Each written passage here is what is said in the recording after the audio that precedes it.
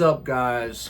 Whoops, I got a nicotine lozenge in my mouth. So anyways, what's up, guys? Welcome back to another episode of lukegtv, and I am your host, Luke G. Don't forget, guys, hit that like button and also hit the subscribe button. Hit the notification bell for all so you can see all of my dope content.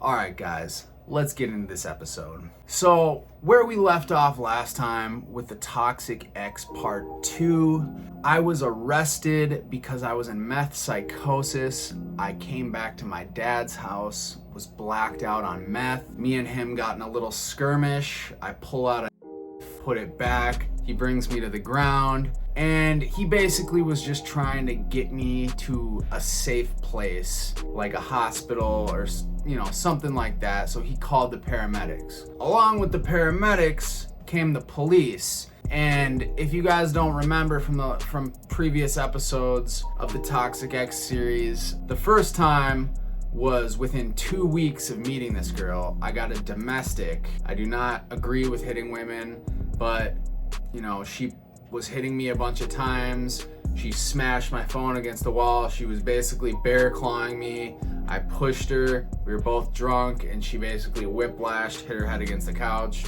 Whatever. Third time I get arrested in the span of like 4 months. I'm in Hennepin County Jail once again. Now this time, you guys, was the third time I was arrested. I knew I was screwed this time because, first of all, I had an insane fentanyl habit, doing meth, doing coke very continuously. I was also drinking every day. I had never really, before this point, I had never been physically dependent on alcohol. I had never experienced alcohol withdrawals, so I really didn't know what I was up against. And not only that, but the charges I was facing this time were very, very serious. And I learned that when my 36 hours were up on my probable cause hold in Hennepin County Jail. Because unlike other jails in Minnesota, in Hennepin County, before you get a bail, and if they don't charge you within those 36 hours, you will then be released. But to my dismay, I did not get such luck, because when my 36 hours were up, I got a paper slid under my door and it said 2nd-degree assault, maximum sentence 7 years. And I was like, OMG, what is going on? Like, am I really facing this kind of time? Like, I was sitting in my cell just confused, ashamed. I was scared. You know what I mean? Because at this time I was already a convicted felon. I had already been to the workhouse 4 times. I'd already been to prison. I knew it wasn't looking good for me. And I was already on conditional release for another felony. Because when you're on conditional release for another felony, you catch a misdemeanor and then another felony, you should most likely be going to prison. But I had one thing working on my side. No, it's not because I'm white. Well, maybe that didn't hurt either. But why I was lucky is because this was in 2020, right around May of 2020. And what happened around May of 2020 in Minnesota, unfortunately, George Floyd lost his life to the Minneapolis Police Department. So the sentiment in the state of Minnesota and across the nation was very anti-police, let the people free, etc., etc. People with murder cases, people with attempted murder, pistols, felon in possession with a firearm, 1st-degree sales, 2nd-degree sales, serious charges, and they were getting let out because it was COVID, number one, and number two, George Floyd lost his life, so the whole sentiment changed in the Hennepin County Jail. And I think even across the state of Minnesota, but especially Hennepin County. Hennepin County was already pretty much the most relaxed judicial system of all the counties in Minnesota. Like, everyone knows, if you catch a case, you want to catch it in Hennepin County because you're going to be looking at the least amount of time. Because they're very liberal, number one, and number two, it's just the biggest county. There's the most cases coming in and out of it. So there's that.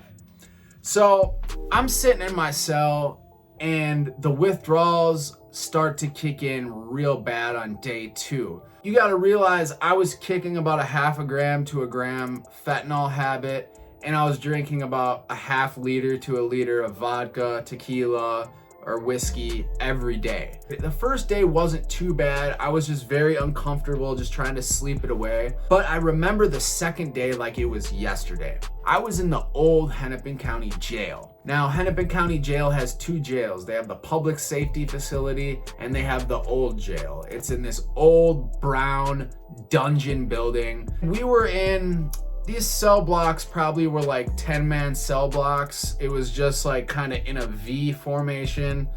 2 metal tables where you sat and played cards and eat lunch. We were on quarantine, so it was 23-1. It was the middle of the summer, and boy, was it hot. They put me in a unit with no warm water and no air conditioning, and I was sitting in my cell alone. It was weird, like my hands just started shaking. I was like tensed up, and I felt like I couldn't move, like I was getting muscle spasms in my back. They were the weirdest symptoms ever. Like it was very, very strange. At the time, I was on methadone. So basically at this time, they did not offer methadone in the county jail. They do now, which is awesome. But at this time, they were only offering Suboxone. In the beginning, I didn't know when I was gonna get out, and I said, hey, I'm on methadone. And they're like, we can only give you 3 days worth. So I was on 50 milligrams or 45 milligrams, I believe. So they gave me 45, 30, 20, and then I was done. During that 45, 30, 20, I'm still like shaking off alcohol withdrawals and fentanyl withdrawals as well. And it was just the strangest withdrawal. Like I couldn't sleep at night. I couldn't get comfortable during the day. I couldn't read a book. I literally was just in that cell with me, myself, and I. My negative thoughts, my regret. I'm like, why? Why am I with this girl? I keep going to jail. I had never been to jail consecutively this many times in my life. And I'm not saying that it was her fault. I definitely played a part in this.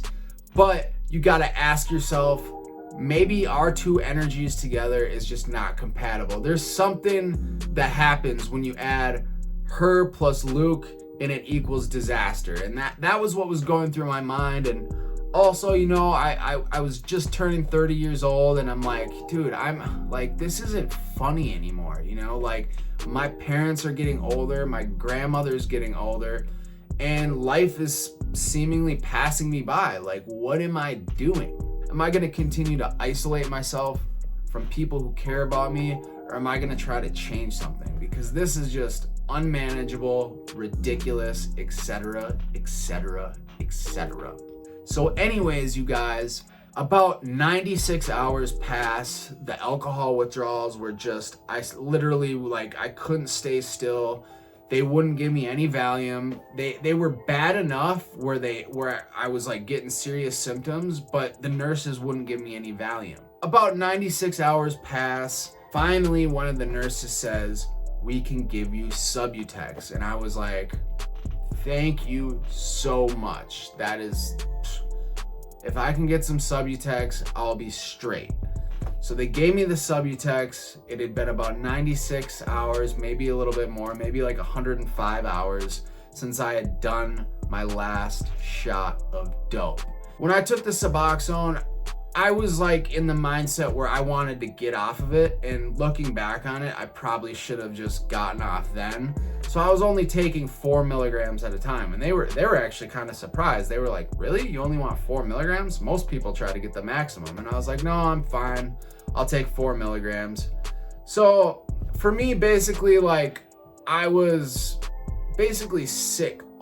Not sick, but, you know, just uncomfortable all day until I got my dose. They give you your dose around 3:30, 4 o'clock in Hennepin County Jail. But after 4:30 till the time I went to sleep, I felt great. I stayed in isolation for about 14 days in quarantine. Met a dude named Q from Iowa who was facing extradition on a murder charge. The cops had like GPS'd his phone and like basically blocked him in. Super cool dude. Q, if you're seeing this, probably not. You're probably still in prison. Good ass dude. I remember that kid. So I was basically waiting to get to general population. So I get to general population, and about day 16, we go to quad 1 in Hennepin County Jail, quad 1A. And it was basically like an open bay, you know, bunks, beds, there, you know, some single bunks on the ground, and then there was double bunks. And there's like a crappy little TV that the COs control. It's just an old, smelly, crappy jail. There's really not a lot to do. And I just wanted to go there just, you know, because they had everyone on lockdown. Like if you went to general population during this time, they were only letting you out an hour and a half once a day. So I was like, screw that. I'd rather just stay in. You know, I'd rather just be able to walk around. But looking back on it, I actually regretted it. And here's why. So they cram a bunch of you in these little pods. I mean, these pods originally were meant for people that were just coming in and out of jail. Like the people that were just there for the first couple days. And like, it was meant to be like every other bed someone was housed. But in this unit, every single bed was housed. And, you know, very quickly in the beginning, it's all right. You know, I saw a kid I knew from the other unit, and I was like, hey, what's up, man? Da da da da da. But then after a couple days, I start getting sick of people. You know what I mean? It's like, I'd rather have my own space where I can read a book in quiet. You know, maybe I'm getting old. Who knows? I'm going back and forth to this court date. And it's been about 20 some days, and I can't call my girlfriend because we have a restraining order out. The first case I'm still fighting is from her.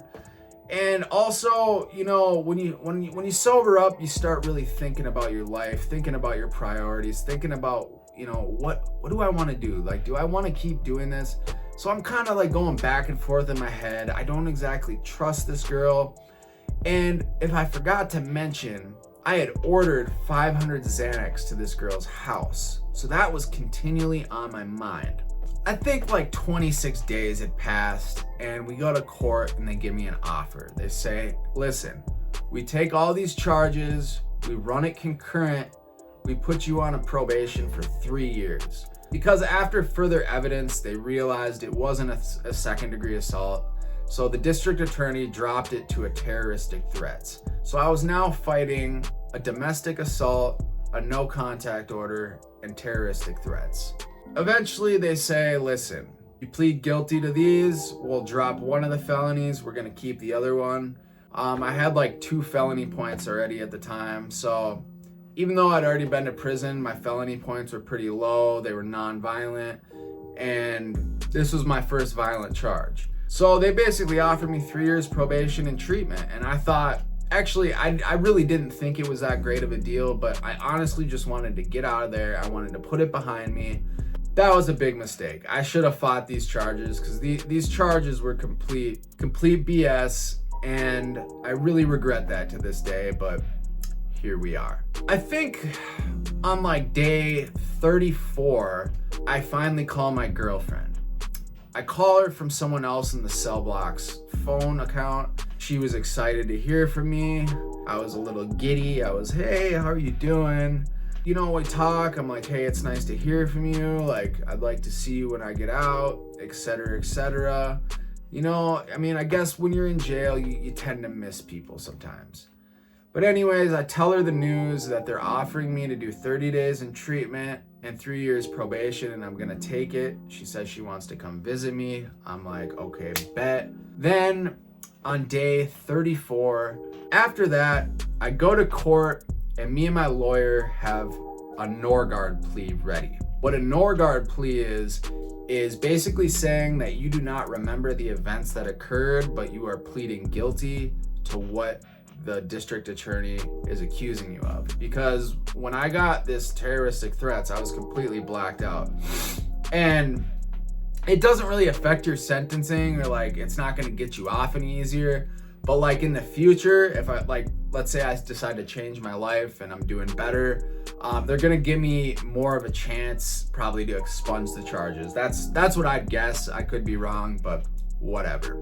So anyways, one day this treatment center decides to pick me up, They bring me down to transfer. I switch out into my musty clothes because I've been there for like 40 days. And we go to the country. So I go to treatment. And when I go into treatment, I start processing things. I start talking to my counselor. I start realizing that this girl is not good for me. And I don't want to. I should probably try to start thinking differently and get into a different state of mind. Now, mind you, the Xanax was supposed to come. I talked to her while I'm in treatment, and she claims that the Xanax never got delivered. Well, when I talked to her, if you've ever talked to someone who's high or under the influence and you've been that way yourself, it's not very hard to see that. So I knew she was lying to me. I was pissed about the Xanax. I was pissed about the money I spent. In the beginning, I talked to her like twice, and then I went 3 weeks without even talking to her. She tried calling the treatment facility. I wouldn't answer. About 3-4 weeks into treatment, I decided to call her. She's telling me she's having delirium tremors from Xanax withdrawal. I felt bad, but at the same time, it was like I had to worry about myself because I was getting healthy, I was working out, and I was really doing the deal, you know what I mean? I was really introspecting, looking at myself, and I just didn't have time for it. I was just frustrated, and I was just like, you know what? F this.